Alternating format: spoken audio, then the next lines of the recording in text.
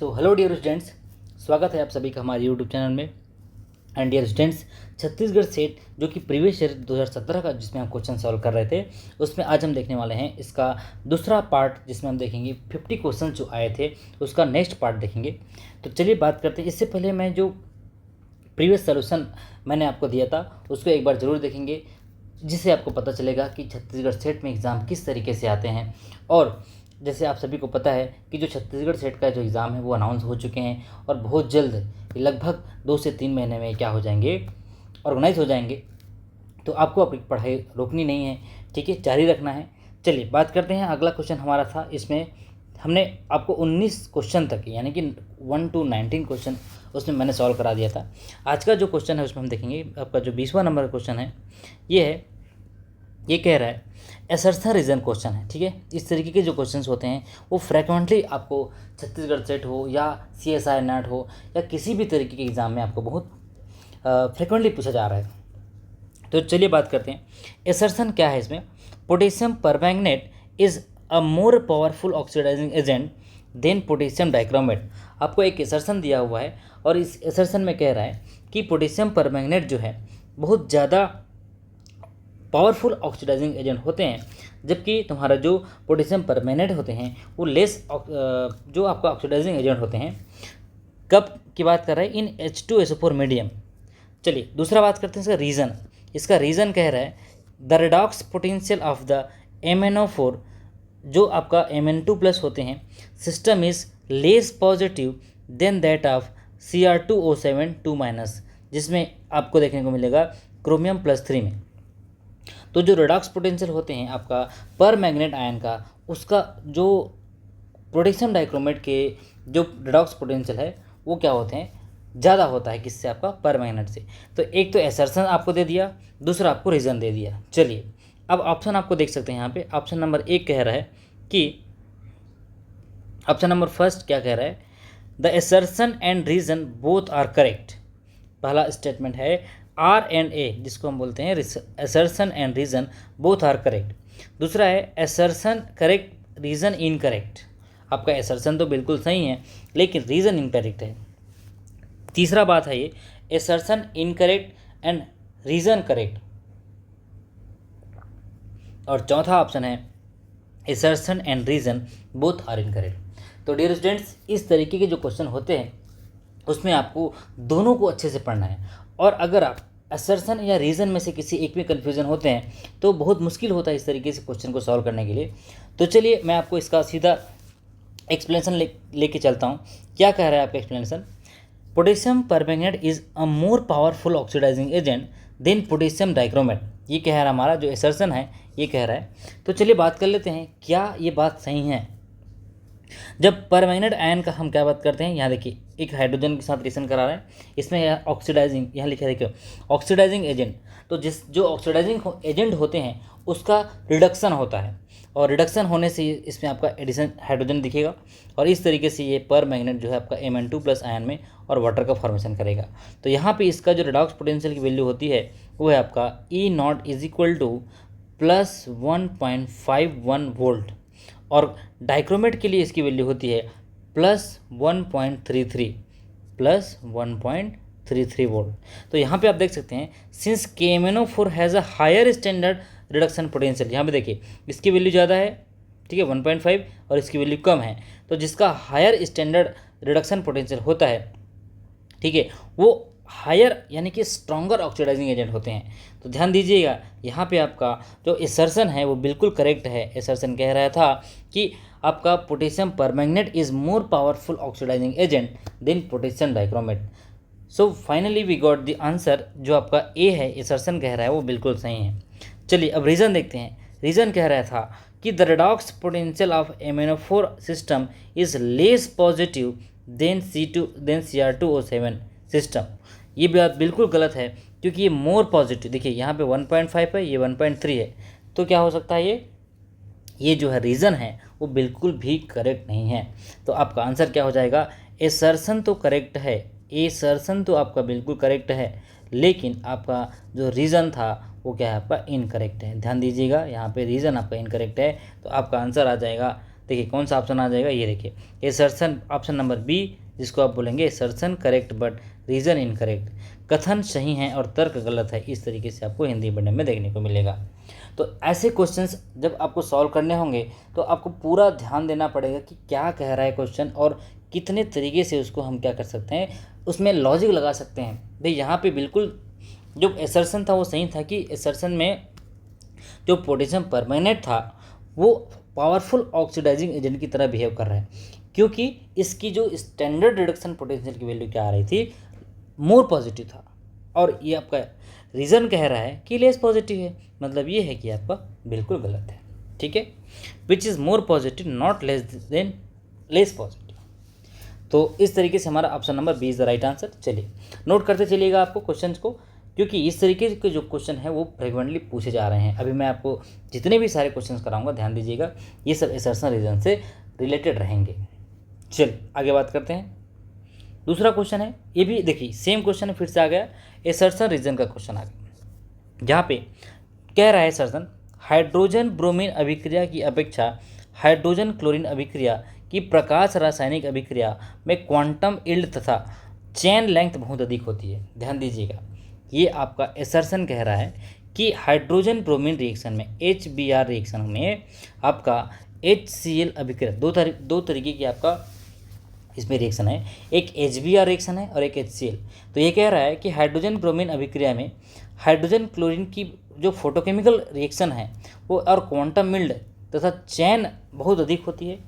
और रीज़न आपको दिया गया है, इन अंतरों को एलिमेंट्री स्टेप्स की एक्टिवेशन एनर्जी तथा दर नियतांकों के आधार पर समझा जा सकता है।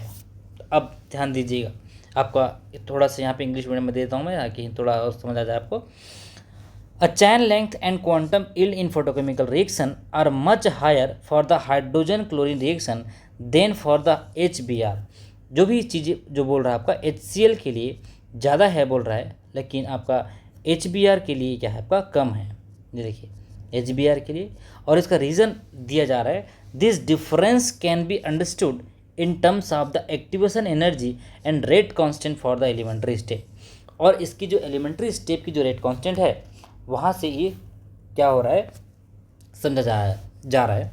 तो ध्यान दीजिए यहाँ पे आपका ऑप्शन नंबर ए कह रहा है the assertion and reason both are correct, assertion correct reason incorrect, assertion incorrect reason correct, and the last one is assertion and reason both are incorrect.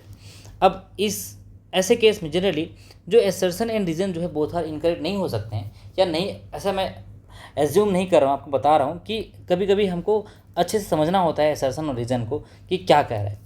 तो चलिए वन बाय वन हम assertion को analysis करेंगे, फिर हम reason को analysis करेंगे, then we will come to find what is the actual answer. तो अगर हम एसर्शन की बात करते हैं, the chain length and quantum yield in photochemical reaction are much higher for the hydrogen chlorine than for the hydrogen bromine. ये बिल्कुल correct है। क्यों करेक्ट है? क्योंकि photochemical reaction proceed through a free radical chain mechanism. हमको जब आप chemical kinetic पढ़े होंगे तो वहाँ पे देखे होंगे ये फ्री रेडिकल के फॉर्म में ये चैन प्रोपागेशन होता है।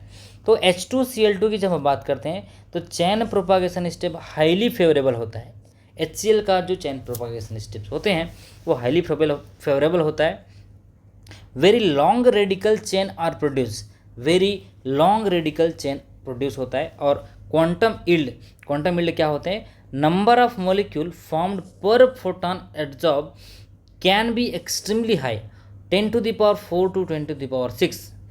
लेकिन यही चीज़ें आपका HBr जब होता है, साइज बड़ा हो जाता है ब्रोमीन का, तो वहाँ पे propagation is less favourable, chain length is much shorter. Chain length मतलब जब चैन में जब साइज बड़ा हो जाता है तो चैन जल्दी टूट जाता है, यानी कि उसकी जो चैन फॉर्मेशन टेंडेंसी है वो लेस स्टेबल होता है या शॉर्टर होता है। और क्वांटम यील्ड मच लोअर होता है। Therefore the hydrogen chlorine reaction has much higher chain length and quantum yield than the hydrogen bromine reaction.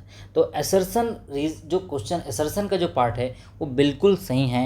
Assertion is the correct that the chain length and the quantum yield in photochemical reaction are much higher for the hydrogen chlorine reaction than for the hydrogen bromine reaction। ठीक है, तो इस तरीके से आप समझ सकते हैं आपका जो ये आपका चेन लेंथ है, इसके लिए आपका HCl के लिए चेन लेंथ की बात कर रहा है, वो आपका ज़्यादा है HBr से। तो आपका असर्शन क्या हुआ, सही हुआ। अब बात करते हैं इसका रीज़न का। रीज़न कह रहा है कि this difference can be understood in terms of the activation energy and rate constant for the elementary step. ठीक है, ये हो गया आपका एलिमेंट्री स्टेप की बात कर रहे हैं। अभी ये भी करेक्ट है, कैसे करेक्ट है चलिए बात करते हैं। हमारे पास की प्रोपागेशन स्टेप है। पहला बात, आपका क्लोरीन और H2 ये दोनों मिला क्या बनाएंगे, आपका HCl बनाएंगे। थोड़ा सा इसका कलर चेंज कर देता हूँ, तो ये देखिए, सो दैट कि आप देख पाएंगे इसको। इसमें आपका क्लोरीन और H2 जो Cl है ये क्या बना रहा है, ये हमारा HCl बन गया। फिर से ये क्या करेगा, Cl के साथ रिएक्शन करेगा, फिर से अपना HCl बनाएगा। इस तरीके से क्या करेगा, क्लोरिनेशन हो रहा है। ठीक है, this reaction has a low activation energy and high rate constant. For bromination की अगर हम बात करते हैं, this reaction has much higher activation energy and smaller rate constant. तो ये जो चीज़ें हैं, कौन सा चीज़, ये जो आपका हाई एक्टिवेशन एनर्जी है या स्मॉलर रेट कांस्टेंट है, इसी के आधार पर किसी पर्टिकुलर जो आपका ये बन रहा है, ये जिसको हम बोलते हैं फोटोकेमिकल रिएक्शन कह रहे हैं या हम क्वांटम यील्ड कह रहे हैं, तो ये दोनों चीज़ें किस पर डिपेंड कर रहा है, ये बिल्कुल इसी बात पर डिपेंड कर रहा है कि इसकी एक्टिवेशन एनर्जी क्या है और इसके रेट कांस्टेंट क्या है। So that is why this reaction has much higher activation energy and smaller rate constant. So as a result अगर हम बात करते हैं, chlorine radicals propagate chain rapidly. Chlorine जो है बहुत आसानी से या फास्टली क्या करता है, ये आपका चेन रिएक्शन करता है। और जो ब्रोमीन रेडिकल की बात करते हैं तो ये स्लो रिएक्ट करता है। Hence H2Cl2 shows much larger chain length and quantum yield than H2Br2।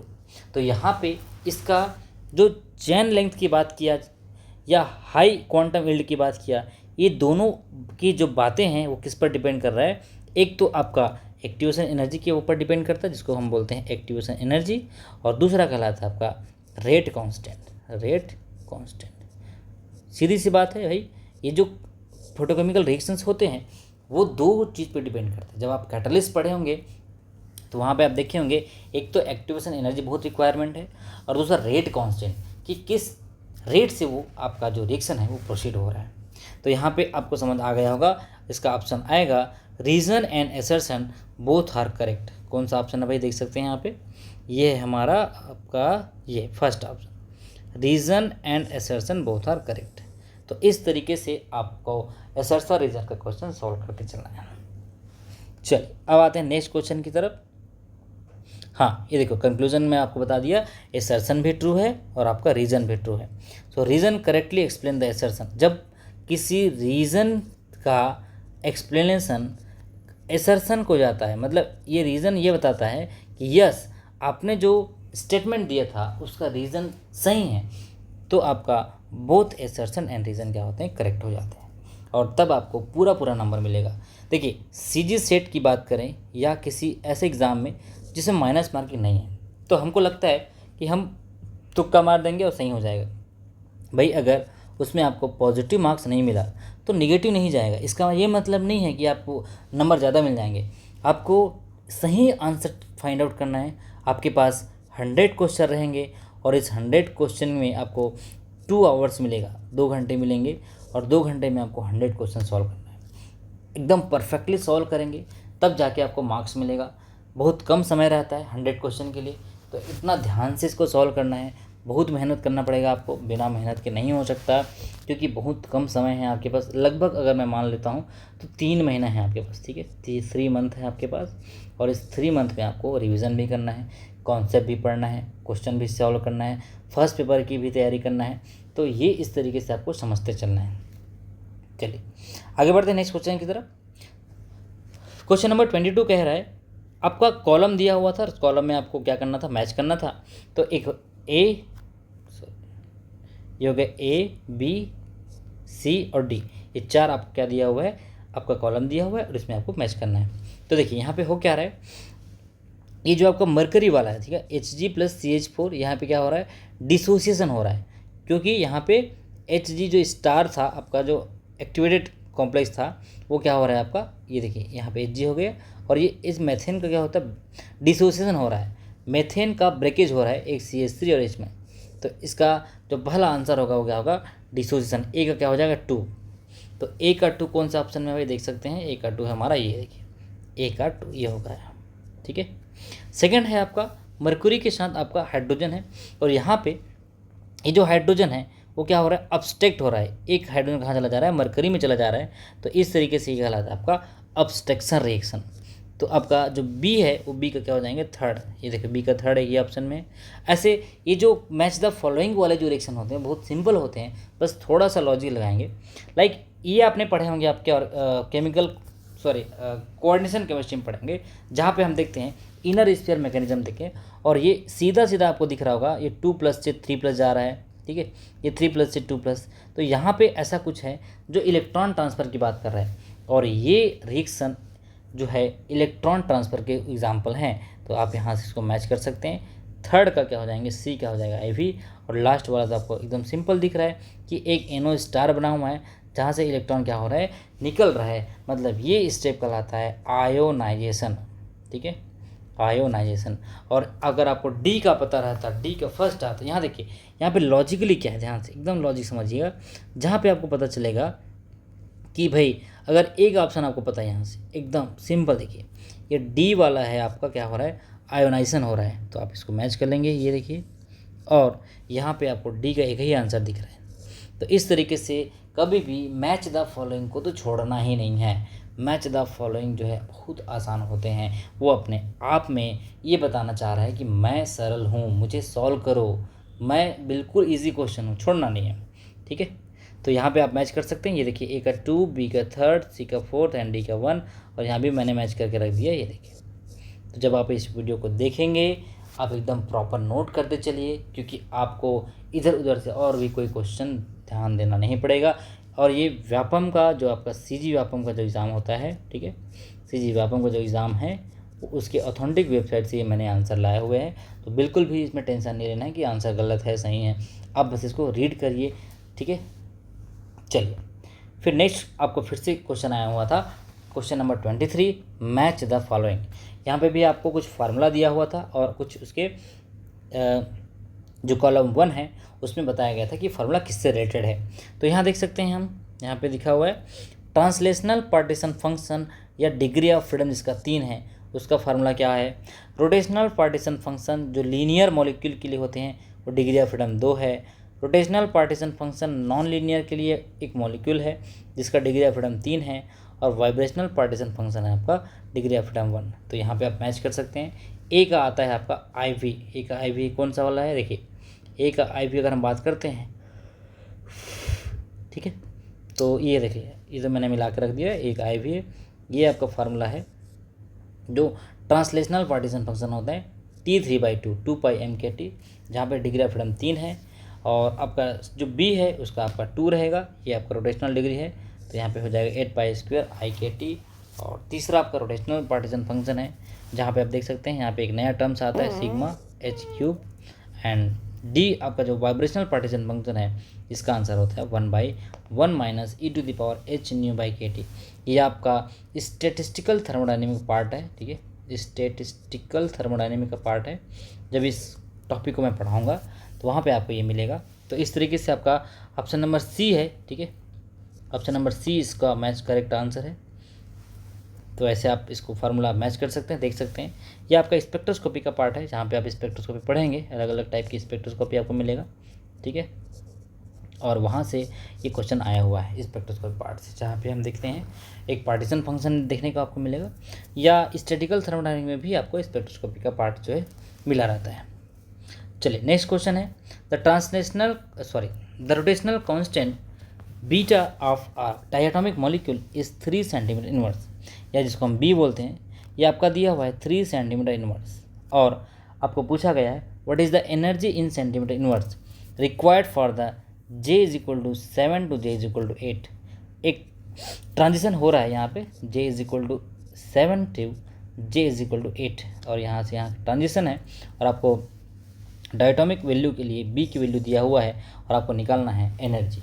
तो ध्यान दीजिएगा, यह इसका फार्मूला होता है, यहाँ पे देख सकते हैं किसी भी रिजिड डायटोमिक मॉलिक्यूल के लिए एनर्जी यानी कि ई जे इज इक्वल टू होता है बी जे प्लस 1, जहाँ पे आपका ये जो बी की वैल्यू आपको दिया हुआ है 3 सेंटीमीटर इनवर्स और ई जे आपका क्या होता है डिफरेंस होता है, तो यहाँ पे हमको डिफरेंस निकालना पड़ेगा E8 माइनस E7, क्योंकि 8 क्या है तुम्हारा फाइनल है और 7 क्या है हमारा इनिशियल है।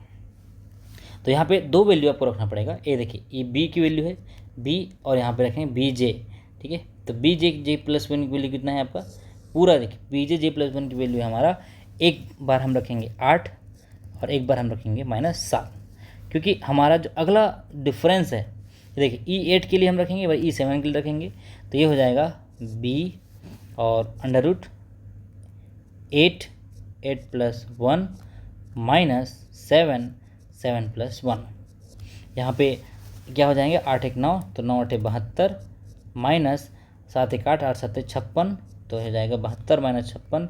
और देखो बी की वैल्यू क्या थी हमारे पास 3, ये क्वेश्चन में दिया हुआ है, तो 72 माइनस 56 हो जाएगा 16 और 16 मल्टीप्लाई बाई 3 तो हो जाएगा 48। तो इस तरीके से आपको क्वेश्चन निकालना होता है, या अल्टरनेट जो आपका फार्मूला है वो आप यहाँ पे निकाल सकते हैं रोटेशनल स्पेक्ट्रा के लिए, delta E is equal to 2b plus 1, और यहाँ पे डायरेक्ट j+1 की वैल्यू आप रख सकते हैं, क्योंकि आपको j की वैल्यू दिया हुआ है 7 और j+1 की वैल्यू दिया हुआ है 8, तो यहाँ पे आप रखेंगे 2b j+1, तो 2 इंटू बी की वैल्यू कितना दिया हुआ है 3 और j+1 की वैल्यू कितना दिया हुआ 8, तो 8 थी 24 दूनी 48, आपका दोनों तरीके से ये आ जाएगा। तो याद रखिएगा आपका जो 2b+1 का फार्मूला है वो किसके लिए है, तो जो आपका रोटेशनल कांस्टेंट होता है, रोटेशनल स्पेक्ट्रा होता है, वहाँ पे फार्मूला बहुत इंपॉर्टेंट है। तो delta E is equal to, ये फार्मूला है 2b+1, और ये j+1 में कभी भी आप इस 7 वाली वैल्यू को नहीं रखना है, क्योंकि 7 वाली वैल्यू क्या है आपका j है, तो j इज इक्वल टू 7 है और j+1 इज इक्वल टू क्या है 8 है, क्योंकि एक जो लेवल है ये जो j इज इक्वल टू 8 है यही हमारा j+1 है और ये हमारा j है, j इज इक्वल टू 7। तो ऑलवेज रिमेंबर एक इंस्टेंट यानी कि एक जो लेवल होता है वो इंक्रीज़ हो जाता है, वहाँ पे आपको फाइनल वैल्यू को रखना है, और जो आपका +1 जिसमें नहीं हुआ रहता है वो आपका इनिशियल वैल्यू होता है, ठीक है। चलिए, तो इस तरीके से हम इसको सॉल्व करेंगे। नेक्स्ट क्वेश्चन है हमारा, at temperature kelvin T kelvin osmotic pressure आपका दिया हुआ है किसी भी series of dilute polymeric solution का, जो बहुत सारे अलग अलग कंसंट्रेशन के साथ वेरी कर रहे हैं और मेजर किया गया है। तो a plot of π/c on Y axis, इसको हमको दिया गया है वाई एक्सिस में, और वर्सेस c, ये मतलब मैं बोलूँगा c वर्सेस c ये दिया हुआ है, एक स्ट्रेट लाइन देता है, बोल रहा है स्ट्रेट लाइन, और उसका स्लोप है a और इंटरसेप्ट है b। तो इस तरीके से अगर देखा जाए, ऐसे कुछ ग्राफ बना हुआ है, ये हमारा स्लोप है, तो स्लोप हमारा a है, ठीक है, इंटरसेप्ट क्या दिया हुआ है b दिया हुआ है, और ये होगा π/c इज इक्वल टू हो जाएगा c। अब आपको पूछा क्या है, the number average molecular weight mn is equal to r का है हमारा गैस कांस्टेंट है। ये जो क्वेश्चन है आपका पॉलीमर से लिया गया है, ठीक है। अब देखेंगे पॉलीमर चैप्टर में एक क्वेश्चन आपको मिलेगा जहाँ पे आपका ऑस्मोटिक प्रेशर की बात करते हैं, और इसको एक सॉल्यूशन आपको दिखाता हूँ मैं कैसे आता है। ये एक प्रकार के रिएक्शन होते हैं, इक्वेशन जिसको हम बोलते हैं। ये देखिए π/c RT/mn प्लस A2RTC, ये ऐसा इन्फिनिट नंबर तक चलते रहता है। अब इन दोनों रिएक्शन को क्या करना है, हमको कंपेयर करना है। किससे कंपेयर करना है, स्ट्रेट लाइन की इक्वेशन से y is equal to mx plus c से कंपेयर करना है, जहाँ पे आपको क्लियरली मेंशन किया है कि y एक्सिस में हमारा π/c है और x एक्सिस में हमारा c है। इसका मतलब ये है कि स्लोप हमारा a निकलेगा और इंटरसेप्ट हमारा क्या निकलेगा b निकलेगा। अब हमारे पास जो सॉल्यूशन है उसको हम क्या करेंगे, b is equal to RT/mn, ये हमारा दिया हुआ है ऑप्शन में। हैंस अगर मैं यहाँ पे mn की वैल्यू निकालूँ तो ये हो जाएगा RT/b, ठीक है, RT/b, क्योंकि यहाँ से निकाल सकते हैं हम लोग। ये देखिए ये हमारा क्या है π/c आपका y एक्सिस है, और इंटरसेप्ट क्या बता रहा है, ये RT/mn क्या हो जाएगा b, क्योंकि यही हमारा क्या है इंटरसेप्ट है। तो y mx + c होगा, तो ये हो जाएगा y ये तो c है ही, और ये हो जाएगा हमारा mx। तो m हमारा स्लोप है, x हमारा इंटरसेप्ट है, ठीक है, सॉरी x एक्सिस से प्लस हमारा c जो है हमारा इंटरसेप्ट है। तो आपका जो फाइनल आंसर निकलेगा यहाँ पे डी वाला आंसर RT/b। इस तरीके से हमको दो इक्वेशन देते हैं और उस इक्वेशन को हमको कंपैरिजन करने को बोला जाता है कि आप इस इक्वेशन को कंपेयर करके देखिए कि किसके इक्वल आ रहा है, ठीक है। तो यहाँ पे π/c y है, y = m, ठीक है, x + c। तो m हमारा स्लोप है जहाँ पे आपको दिख रहा होगा a, और इंटरसेप्ट क्या है हमारा, इंटरसेप्ट हमारा है RT/mn। चलिए नेक्स्ट क्वेश्चन देखते हैं। Identify correct statement from the following molecules such as N2, O2 and H2 do not show IR spectra. पहला स्टेटमेंट कह रहा है कि आपका ऐसा मॉलिक्यूल है जो आपका N2 है, O2 है, या यूँ कहे आपका H2 है। इस तरीके के जो मॉलिक्यूल होते हैं वो IR स्पेक्ट्रा नहीं देते हैं। चलिए सेकेंड ऑप्शन कह रहा है the rotational constant B has unit of centimetre inverse. B का यूनिट कह रहा है सेंटीमीटर इनवर्स। और if K and V are force constant and vibrational frequency in respectively then K = V²। ठीक है, तीनों स्टेटमेंट में से कौन कौन सा सही है चेक करने का बोला जा रहा है। तो always remember molecules is N2, O2 and H2। बिल्कुल भी जो नॉन पोलर मॉलिक्यूल होते हैं, जो नॉन पोलर मॉलिक्यूल होते हैं वो कभी भी IR स्पेक्ट्रा नहीं शो करते। It never show IR spectra. तो ए ऑप्शन तो बिल्कुल भी सही है। अब कहाँ कहाँ पे ये ऑप्शन चेक कर लीजिए, देखिए इसमें नहीं है, मतलब पूरा गलत है, या ये तो नहीं आ सकता। सेकंड है the rotational constant B has unit of centimetre. अभी आपको बताया मैं, B का जो यूनिट होता है वो एग्जैक्टली सेंटीमीटर इनवर्स के बराबर होता है। तो ये भी सही है, ये भी सही है। तो A and B only, ABC। अब देखिए या तो ये आ सकता है या तो ये आ सकता है, A एंड C तो नहीं आएगा। दो ऑप्शन हमने काट दिए। तो स्टेटमेंट क्वेश्चन जो आते हैं उसमें एक फ़ायदा ये रहता है कि अगर आपको एक स्टेटमेंट भी आता है तो आप आसानी से एक क्वेश्चन का आंसर निकाल सकते। रही बात तीसरे का, तो तीसरा चेक करते हैं। एक फार्मूला होता है जहाँ पे आपको देखने को मिलेगा न्यू इज इक्वल टू होता है 1/2πc। New is equal to होता है 1/2πc, और एक होता है अपना K/न्यू। आपको पूछा गया है यहाँ से अगर मैं वैल्यू निकालता हूँ K इज इक्वल टू क्या हो जाएगा, ये ऊपर चला जाएगा 2πc न्यू, ये हो जाएगा -2 न्यू। तो K is inversely proportional to हो जाएगा न्यू का स्क्वायर। ये ऊपर जाएगा तो क्या हो जाएगा, स्क्वायर में चला, ये रूट को हटाएंगे तो क्या हो जाएगा, स्क्वायर बन जाएगा। और ये रूट ही तुम्हारा क्या बता रहा है, जो K का वैल्यू है वो न्यू की माइनस यानी कि माइनस स्क्वायर के बराबर है। तो बिल्कुल ये ऑप्शन सही है। ऑप्शन ए भी सही है, ऑप्शन बी भी सही है, और ऑप्शन सी भी सही है।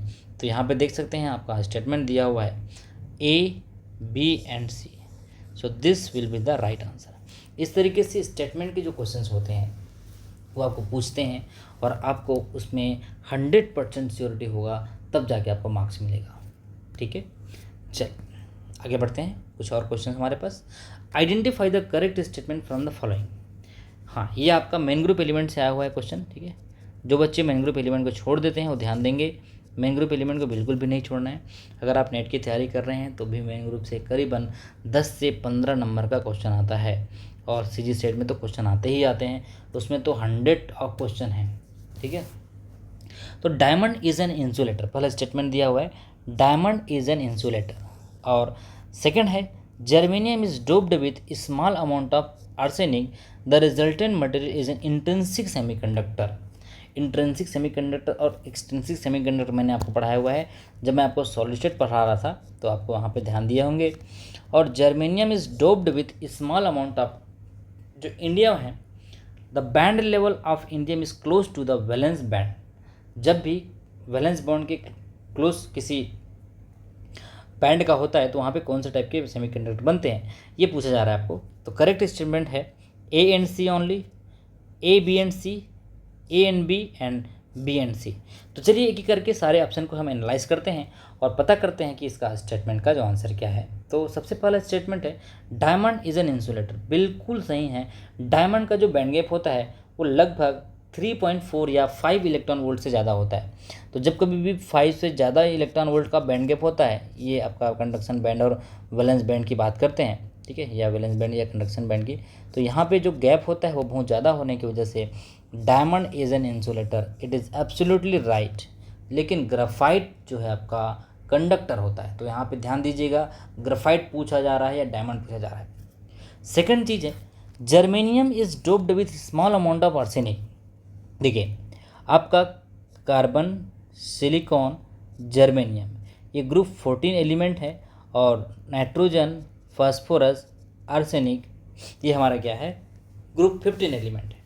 तो ग्रुप 15 एलिमेंट को अगर ग्रुप 14 में डाला जाता है तो resultant material is intrinsic semiconductor. बिल्कुल नहीं है। ये क्या बनेगा, ये बनेगा एक्सट्रिंसिक सेमीकंडक्टर, क्योंकि दूसरे ग्रुप के एलिमेंट को डाला जा रहा है। अगर उसी ग्रुप के एलिमेंट को डालते तो क्या होता, इंट्रिंसिक सेमीकंडक्टर होता है। तो ये तो पहला स्टेटमेंट, जो सेकंड स्टेटमेंट है वो बिल्कुल भी रॉन्ग है, क्योंकि arsenium is group 15 donor impurity and producing an N type semiconductor, ये एक्सट्रिंसिक बनाता है। सेकेंडली आपका जो germanium is doped with small amount of indium. देखिए जर्मेनियम कहाँ पे है, जर्मेनियम है आपका ग्रुप 14 में और इंडियम है हमारा ग्रुप 13 में। So the band level of indium is close to the valence band.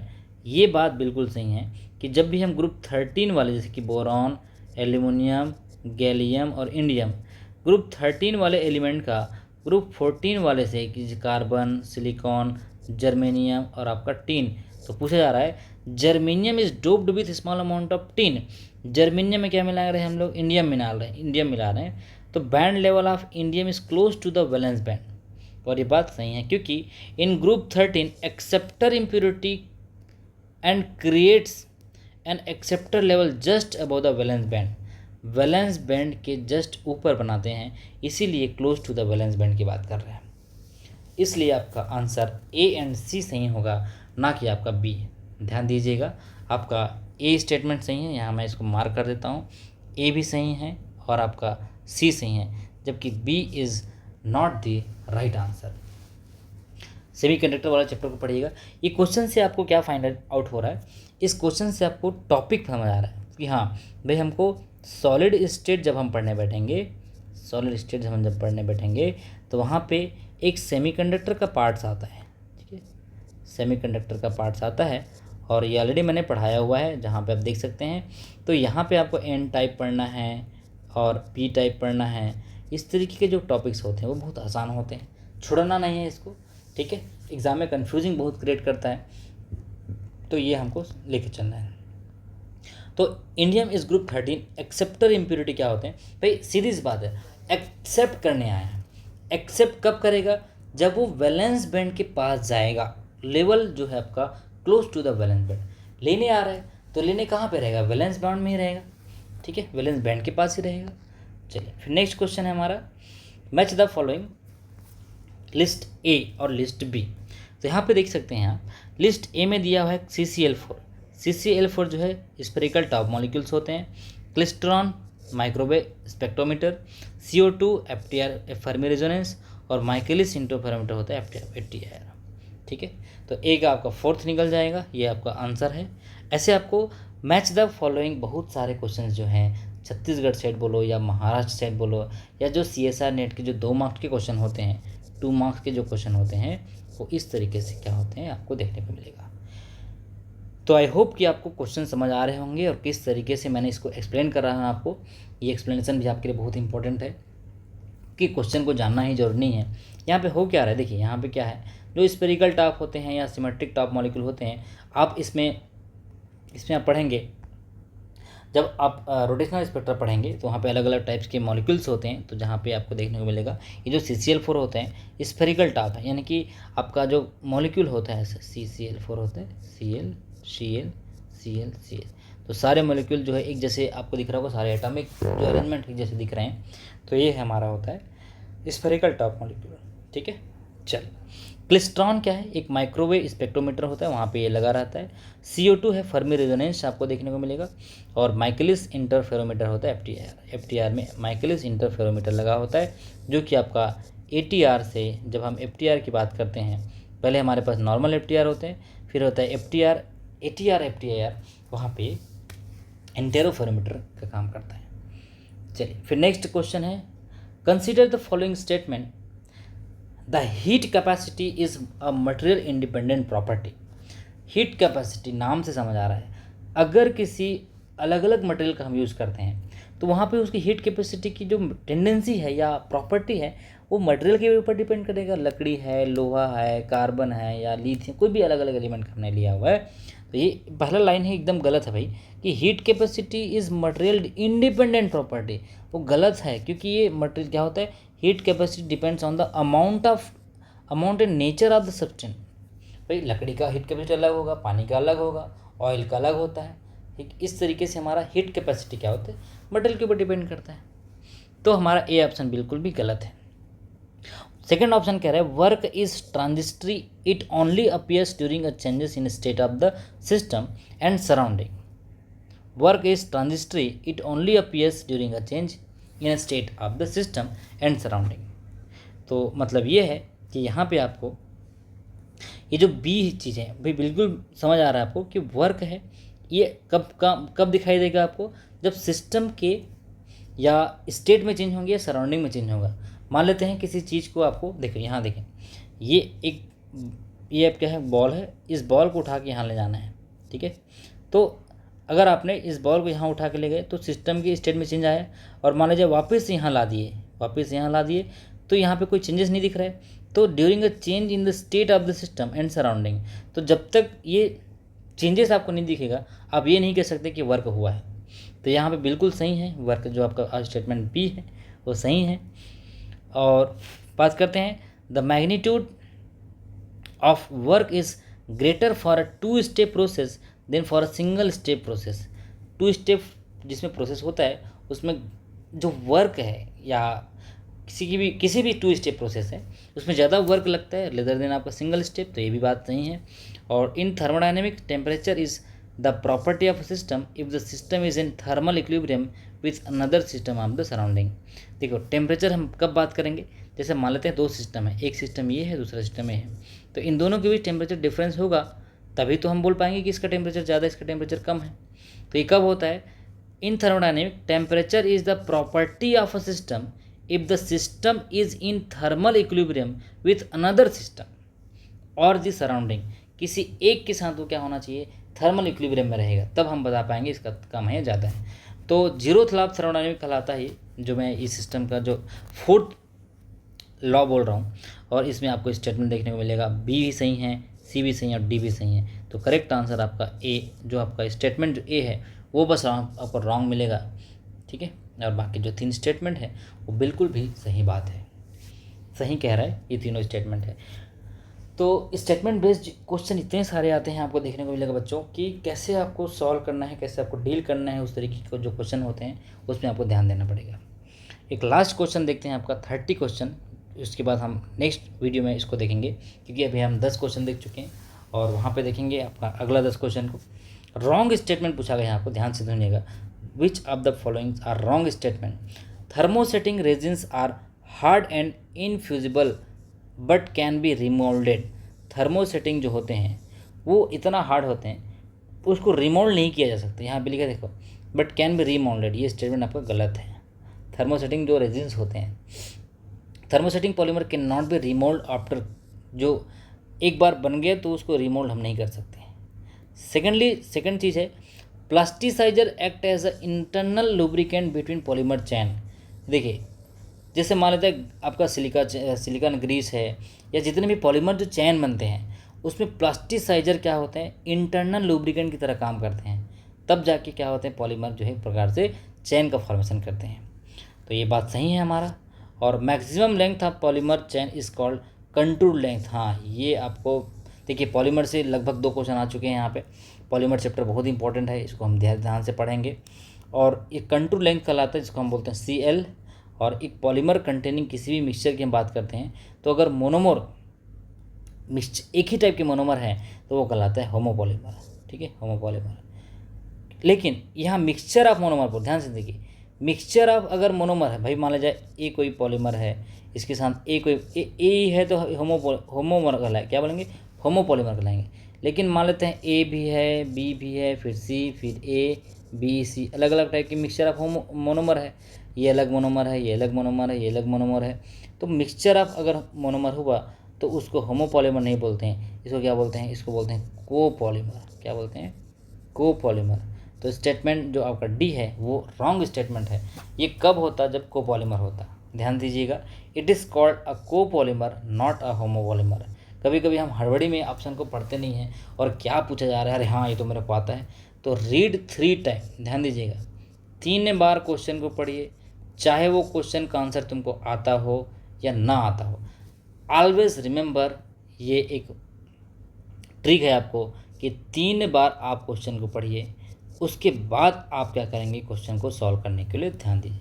Question को सॉल्व करना है, नहीं करना है, क्वेश्चन को 3 बार पढ़ने के बाद। कभी कभी पढ़ने से ही आंसर मिल जाता है और हम एग्ज़ाम में करते क्या हैं, अरे ये तो नहीं आता मुझे, ये तो कठिन है, ऐसा नहीं करना है।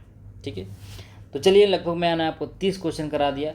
नेक्स्ट हमारे पास जो 20 क्वेश्चन और बचे हुए हैं उसको करेंगे। फिर हम जो आपका 2017 में 2 पेपर हुआ था, मैंने आपको बताया, एक आपका 75 मार्क्स का क्वेश्चन हुआ था क्योंकि उस समय 2 पेपर होते थे, और एक आपका 50 मार्क्स का क्वेश्चन, यानी कि 75 क्वेश्चन वाले थे, सॉरी 75 क्वेश्चन, एक आपका 50 क्वेश्चन वाले थे। तो मैंने 50 क्वेश्चन वाले का जो 30 क्वेश्चन करा दिया हुआ है। आपको लिंक में पेपर का PDF मिल जाएगा। अगर आप कमेंट करते हैं सर हमको पेपर का PDF चाहिए, तो मैं आपको लिंक डिस्क्रिप्शन में, जो भी डिस्क्रिप्शन का जो लिंक होगा वहाँ पे मैं पेपर का PDF डाल दूंगा, वहाँ से आप डाउनलोड कर लेंगे और मैच कर लेंगे जो मैं पढ़ाया हुआ हूँ उस पेपर में आया हुआ है कि नहीं। ठीक है, मिलते हैं साथियों नेक्स्ट वीडियो में, तब तक के लिए बने रहिए और अपना तैयारी जारी रखिए। Thank you.